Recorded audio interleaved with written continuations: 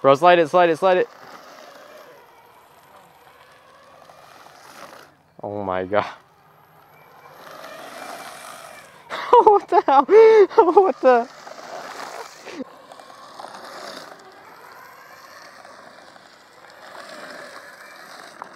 Oh. You got dizzy? Yeah. So everyone knows about power sliding or just sliding in general. It's not a new concept. It's definitely not new to e-skate, but I think something that really, I think it's new. I don't want to like say definitively that it's new and then it be like something that's already existed for a while, but I think it's new. And what that is four-wheel drive sliding. You see, four-wheel drive, at least in production boards, is still kind of a new thing. I believe X-Way was, if they weren't the first, they were at least one of the first companies to release four-wheel drive in production boards. And that's actually what I have right here in front of me. We have a production Atlas Carbon. And right here, even better, we have a production four-wheel drive Atlas Pro. So the thing is with two-wheel drive, I think it's way easier to kind of lose traction. If you drift cars or know anything about that, it's pretty well known that two-wheel drive, rear-wheel drive is really easy to kind of get to do donuts and stuff. Ironically, all-wheel drive cars are kind of hard to get to drift, at least newer ones, but all-wheel drive boards, I swear, slide beautifully. It is a little harder to get them to break traction than it is a two-wheel drive, but as soon as you get a four-wheel drive to break traction, it is so much easier to control than a two-wheel drive is. When I lose traction on a two-wheel drive, I'm able to like whip it around, but then it kind of loses momentum and it's hard to like keep it going. While with a four-wheel drive, you could straight up do donuts and all kinds of stuff because the momentum never really stops. I have been posting a lot lately, at least on Instagram, of me drifting and doing drifting stuff, and I don't know if drifting is the right term, but that's what I'm gonna call it. And what I've been showing is like a lot of drifting. And I have had quite a few people ask me how I do it, and it honestly is not hard at all. So I'm gonna kind of show you here. So right here I do have my Atlas Pro, and what's really convenient about the Atlas Pro is at the click of a button, I can swap between two-wheel drive and four-wheel drive. Watch this, 1, 2, 3, 4. I'm in two-wheel drive, 1, 2, 3, 4. Now I'm in four-wheel drive.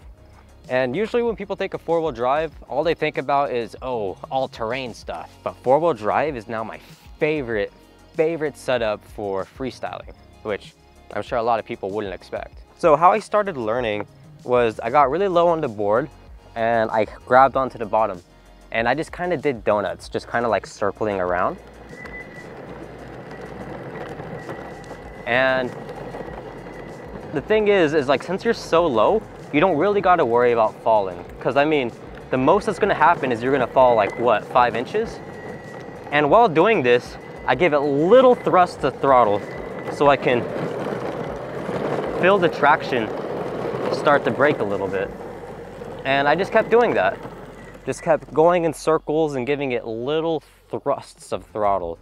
And as you start to like give it more and more thrusts, you start to feel it lose more and more traction. And at that point, once you do it for a bit, you kind of start to learn the board, and then you got to kind of take some risks at some point, give it a little more throttle than you usually would to try and just get it to whip around. And once you get it to like whip around like that, I think the second challenge you'll encounter is staying on the board. Because a lot of people will whip the board around and they'll kind of go flying off of it.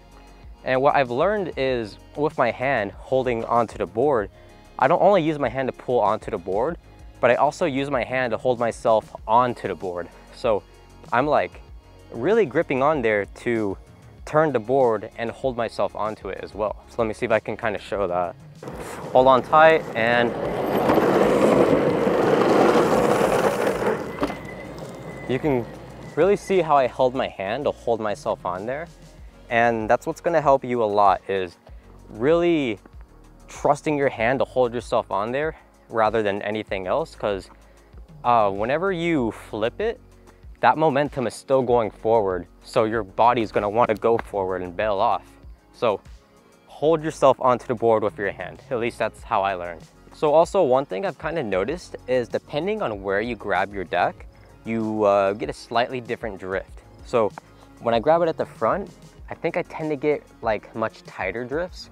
But if I grab it the middle, then I kind of get like a wider, more dramatic drifts. And this one, I forgot. Let me see when I grab it the back.